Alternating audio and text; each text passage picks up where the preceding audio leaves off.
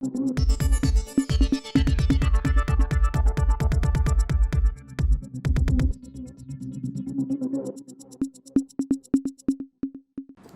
இது news focus Tamil.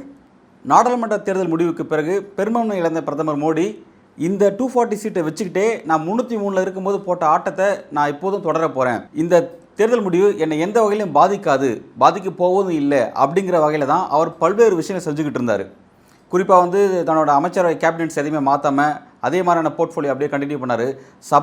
அதே சபாநாயகரை நியமித்தார். இன்னும் துணை சபாநாயகரை நியமிக்கவே இல்லை, லோக்சபாவில் பார்த்தோம்.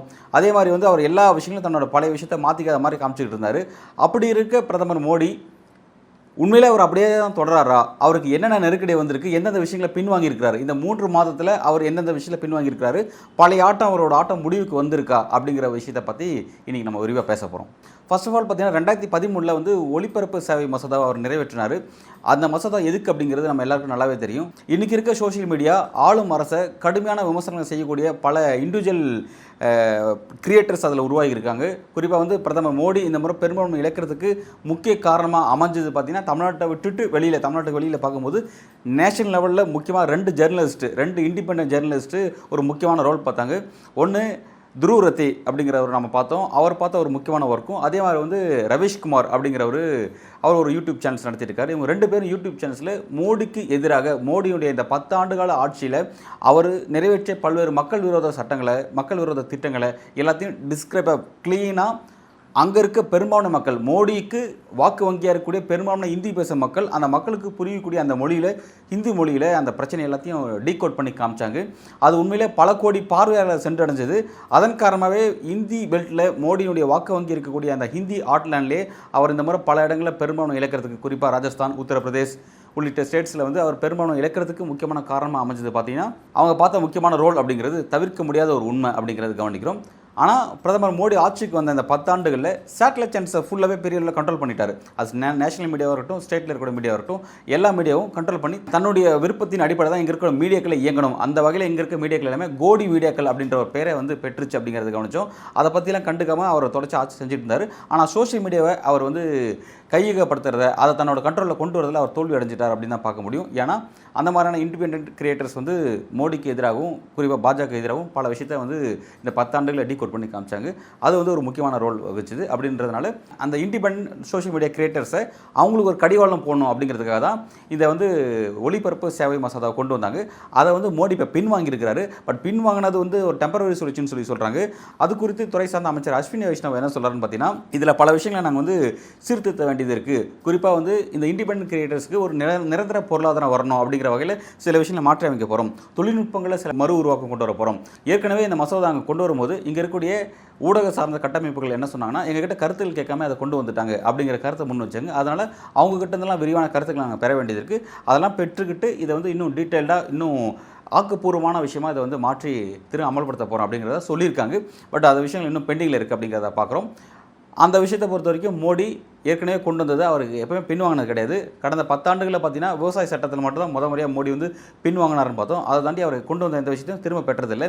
அந்த வகையில் ஒளிபரப்பு சேவை மசோதாவில் அவர் ஒரு பின்வாங்கியிருக்கிறார் அப்படிங்கிற விஷயத்தை அரசியல் விமர்சகர்கள் முன்வைக்கிறாங்க. பட் பின்வாங்கியிருக்கிறாரா அல்லது திரும்பவும் பொறுத்திருந்து அடிக்க போகிறாரா அப்படிங்கிறத நம்ம வெயிட் பண்ணி பார்ப்போம். அடுத்ததாக பார்த்தீங்கன்னா பட்ஜெட்டை பொறுத்த வரைக்கும் இந்த மழைக்கால கூட்டத்தொடரில் நிதியமைச்சர் நிர்மலா சீதாராமன் தாக்கல் செஞ்ச இந்த பட்ஜெட் அப்படிங்கிறது கடும் விமர்சனங்களை எதிர்கொள்ளுச்சு.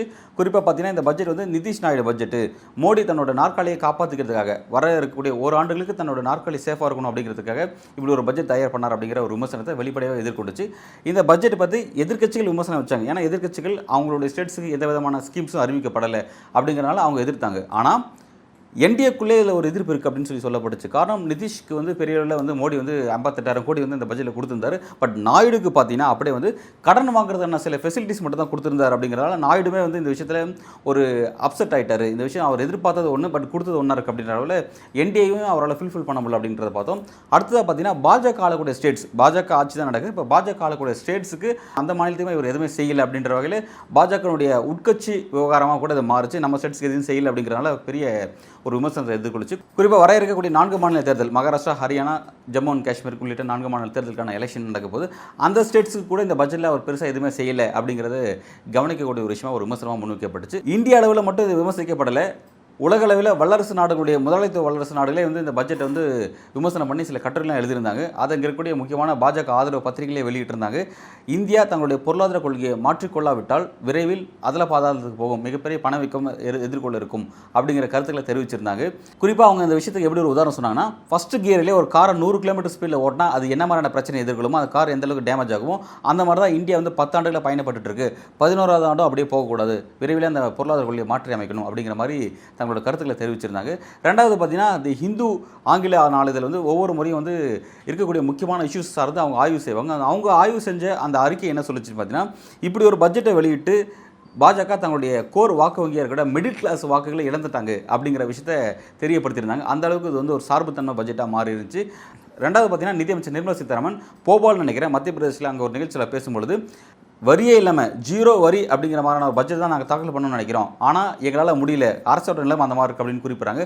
அரசோட நிலைமை அந்த மாதிரி இருக்கிறதுக்கு காரணம் யார் அப்படின்றது பேச வேண்டியதாக இருக்குது. ஏன்னா 10 ஆண்டுகளாக மோடி தான் ஆட்சி செய்கிறாரு, அப்போ அவரோட நிர்வாகம் தான் மோசமான நிலைமையில் இருக்கா அப்படிங்கிற விஷயத்துக்கு நிர்மலா சீதாராமன் ஒரு ஒப்புதல் வாக்குமூலம் கொடுத்த மாதிரியான விஷயங்களாக இருந்துச்சு.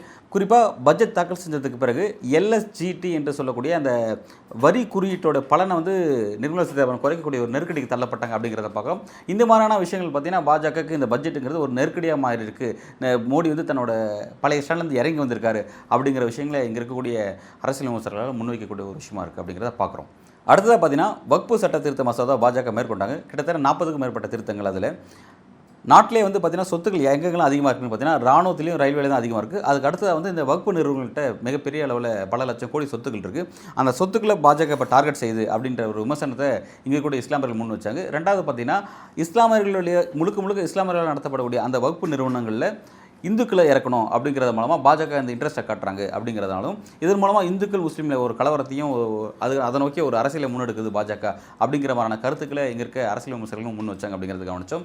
ஆனால் இந்த விஷயத்தை பாஜக பெரிய அளவில் நிறைவேற்ற முடியல. அதனால் ஃபஸ்ட் டைம் மோடியினுடைய இந்த 10-11 ஆண்டு இந்த டென்யூரில் ஃபஸ்ட் டைம் வந்து அவர் வந்து ஜேபிசிக்கு வந்து அவரே வந்து ஒரு 31 பேர் கொண்ட ஜேபிசி கமிட்டிக்கு இதை அவர் அவங்களோட பரிந்துரைக்கு அனுப்பியிருக்காரு அப்படிங்கிறத கவனிக்கிறோம். அதன் அடிப்படையில் இந்த வகுப்பு விஷயத்தில் அவர் வந்து தன்னோட விஷயத்தை பேக் அடிச்சிருக்காரு அப்படிங்கிற விஷயத்தையும் முன் வைக்கிறாங்க. அடுத்ததாக பார்த்தீங்கன்னா, யூசிசி என்று சொல்லக்கூடிய யூனிஃபார்ம் சிவில் கோடு.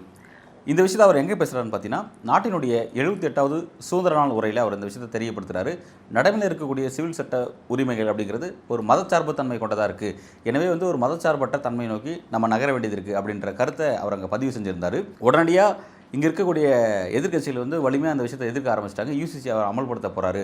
பாஜகவினுடைய குறிப்பாக ஆர்எஸ்எஸ்னுடைய கனவு திட்டமாக இருக்குது.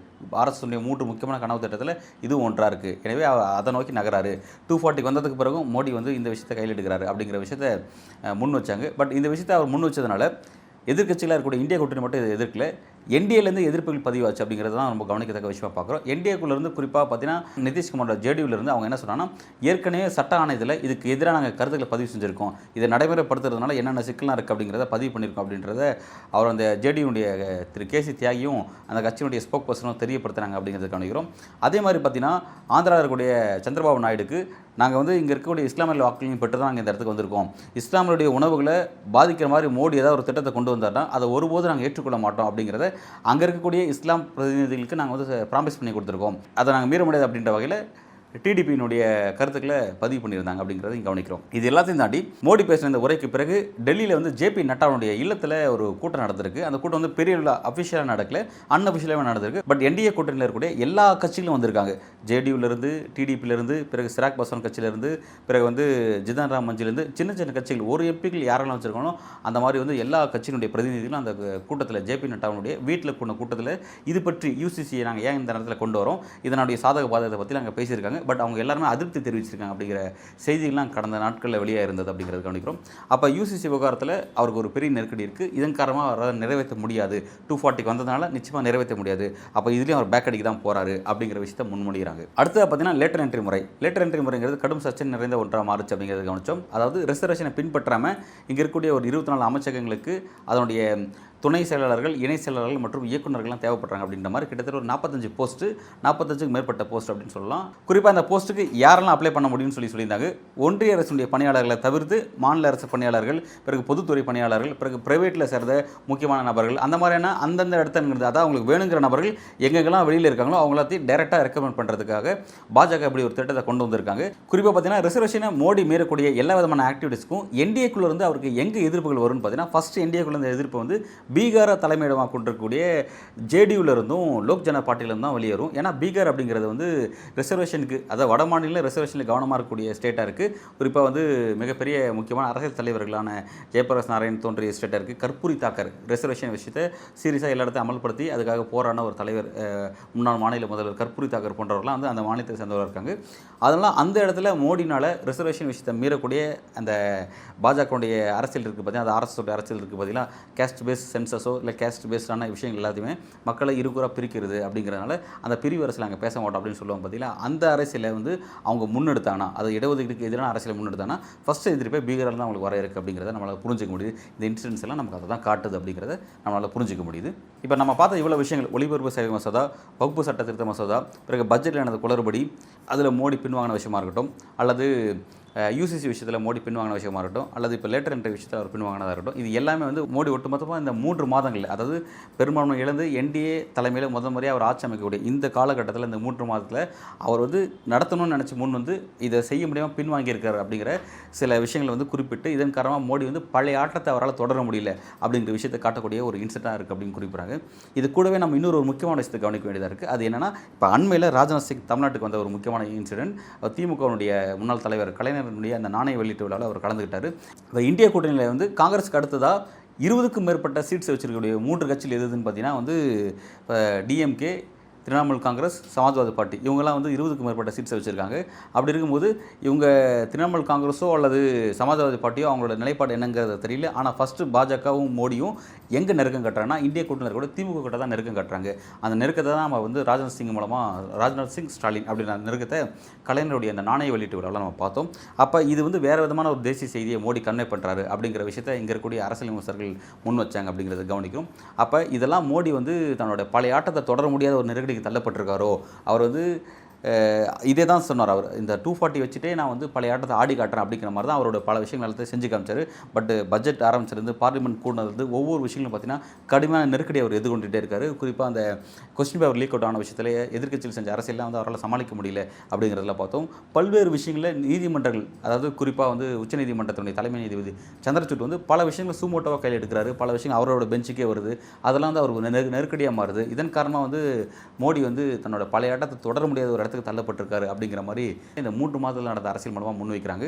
ஓகே, எனிவே இந்த விஷயம்லாம் இப்படி தான் நகர போதா, அல்லது மோடி வேறு ஏதாவது தன்னை கன்சாலிடேட் பண்ணிவிட்டு 272 கிராஸ் பண்ணுற மாதிரியான விஷயங்கள் ஏதாவது உருவாக்கிக்கிட்டு அவர் அடுத்த ஆட்டத்தை தொடர போகிறாரா அப்படிங்கிறத வரக்கூடிய நாட்களில் இந்த விஷயங்கள் எப்படி நகருதுங்கிறத நம்ம பொறுத்திருந்து பார்ப்போம். மிக்க நன்றி.